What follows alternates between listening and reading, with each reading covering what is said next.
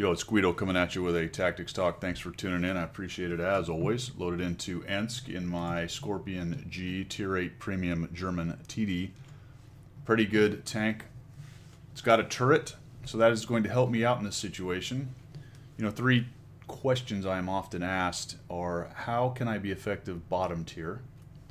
The second question is, how can I be effective in a glass cannon?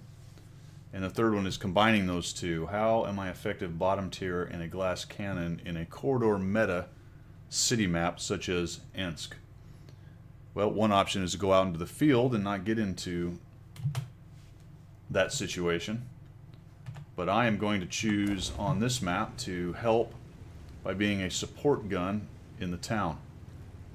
There's a couple things to think about when you are the glass cannon bottom tier and you're attempting to support. The first key is not to get way up front where the enemy feels like they can come out and trade some shots and take you down. So the Scorpion can go down very quickly. It has a relatively low hit point pool for tier 8, has 0 armor, and while it is mobile and has a turret, it's not terribly so. So it can really get in a bind if it's close to the front. Now there are times when it can get up there, cleanup phase, helping with a wolf pack, that kind of thing. But we don't have that situation here. We are in Ensk, and we haven't even started fighting. So I am trying to support the Kron, Wagenagen, whatever it is, and the IS-4. We've got an STB, and you can see that my team is very slow to kind of get forward and figure out what they want to do. In fact, we're quite light here in the town, and so I am sitting back a little bit. And when I say sitting back a little bit, I'm not talking about being back here in this corner, down here in the southwest, or back by the cap, or where this Conqueror is, or even back where these TDs have got back into the southeast corner. I am close enough with some standoff that I can pick several firing lanes right here to include flexing over to this one if I need to. Shooting at tanks that may come through here. I've got both this lane and that lane. So I am close enough to support with the glass cannon that hits hard, but I am not so close that I pick up aggro from the enemy. And right now they don't know I'm here, so that is an advantage. So I'm going to continue to pick a place where I can take a shot. I'm hoping this T-28 keeps on trucking. He seems like he wants to, but he's not. One of the dangers with this point here is this lane right here. If somebody comes around, and it is right about there, as you can see, that open space. If they come through there, then I can be hit while I'm sitting right here, but for the moment, gotta wait for that gun to get out of my way.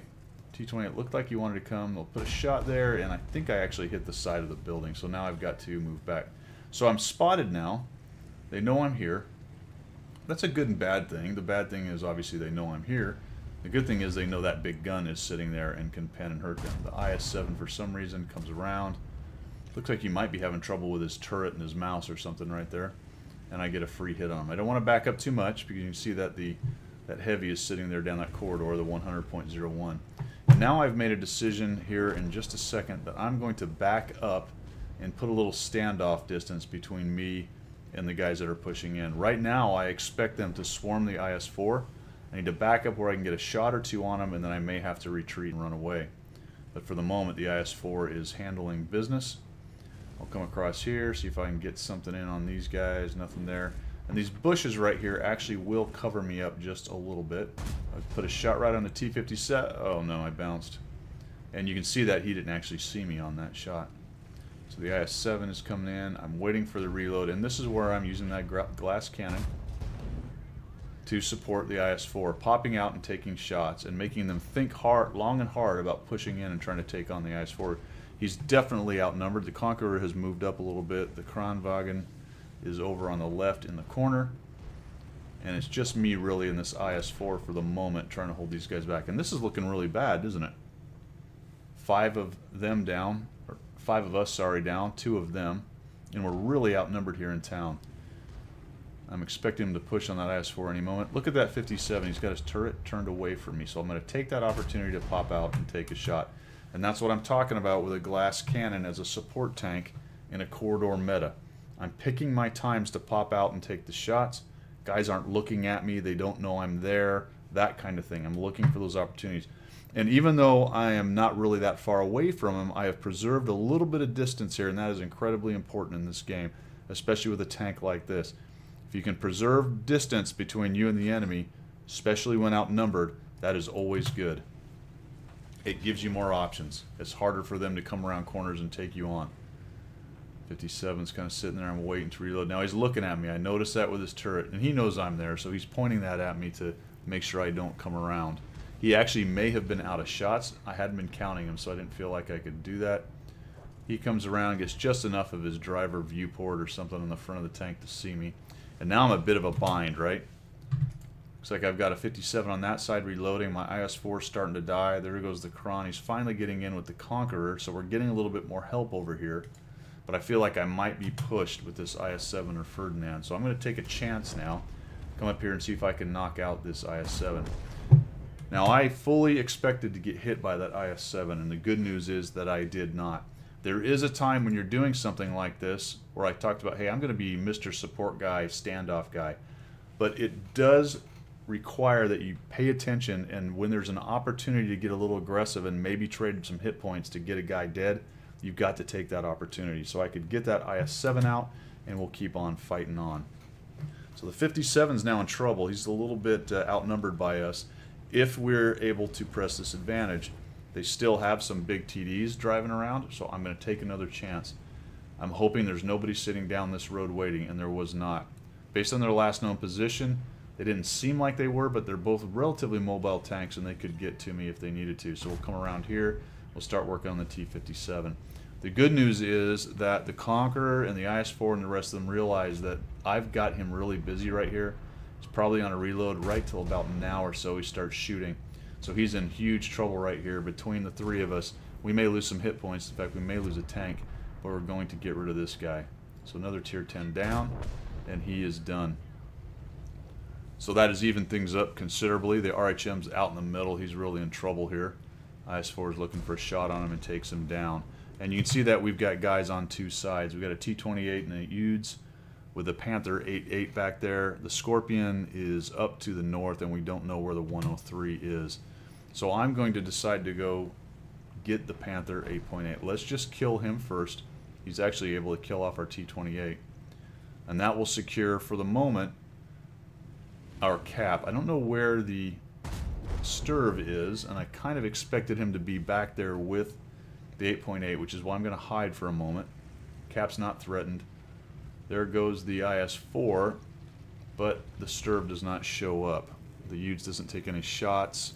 He's not seeing him, so if the Udes wants to sit there, that's fine. I'm going to follow this IS-4, who seems to be so far a fairly competent player, and I will support this IS-4 with my big gun and glass cannon, plus the mobility. So I'm going to go over here. The Scorpion was last seen in the northwest. I suspect he might be there. I was going to go alone, but I decided, you know what? Let's just stick with the IS-4. We'll find this guy. Plus, what I'm really worried about is both of them are together. One of us gets spotted, and they start machine gunning us down. They can probably take down the IS-4 pretty quickly, and if I'm then fighting two guns, that's going to be very bad. But guess what I find out? The Scorpion is actually probably drove up the west side here, down to the southwest, and come around into our cap. So let's go take care of him. He's going to cross, which I think he is.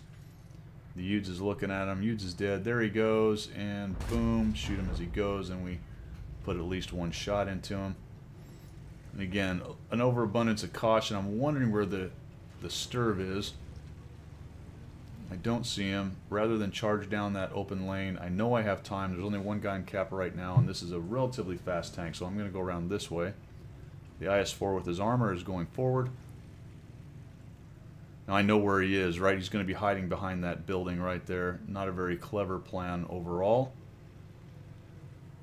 Probably not going to be able to cap. I fully expected to get hit again by the Sturv right here, which I don't. So unknown where that guy is. Get lucky on the fire and burn him down, but it looks like the IS-4 would have had him. And now we're going to go look for the Sturv, which we in fact don't find. I'm not going to make you watch the rest of it. I will show you which way I go, though. I go all the way around with the IS-4. We go all the way through here. I get up into about A0 and don't find him. So he's hiding back in this corner, more than likely on the northwest. Not even sure whether he fired. You can check it when I show you the results afterwards. So keys then to bottom tier glass cannon. This applies to things like the Revelo, which is a big gun medium tank. He can do the kind of the same thing, supporting the heavies in important spots. So the thing you want to do is obviously position correctly. You don't want to be out front playing punchy face, but you've got to be close enough that the guys playing punchy face are threatened by you. And you need to pick spots that give you a little bit of defense in depth, the ability to get away from guys. And if it has multiple avenues of fire, that's even better. You can tell that where I was sitting back here at about H2 or so, you really have the opportunity to move around into a lot of different firing lanes and help out any heavies that are up here playing punchy face. And don't forget, when the time comes to take a chance and take out a tank, you've got to do that. If your plan is simply to sit back the whole time and preserve every single hit point, that's not how you play the game. Eventually you are going to have to take a risk, more than likely, unless it's a complete face stomp. Get out there, maybe take a hit in order to take a gun out, but you've got to do that at the right time. I hope you learned something. If you did, or if you liked what you saw, make sure you subscribe to the channel, and we will see you.